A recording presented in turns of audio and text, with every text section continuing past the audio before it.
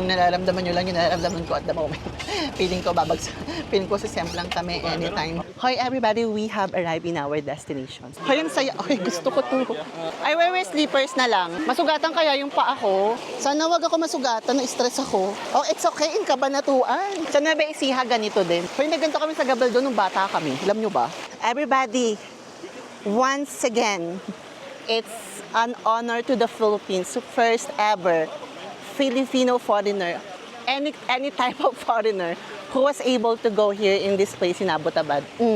Another thumbs up kay Toretto. Kahit 5 oras tayo sa security, go. You have a big body, I guess. Yeah. Do you do sports? Boxing? Okay, just don't box me. I'm joking.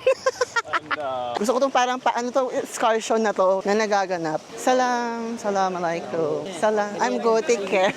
With that, take care. Hello. Tari ng mga tambay dito, no? Ang gagapo, no? Brother. Kuya! Hello. Oh, gagi. Face card yung mga tambay, oh.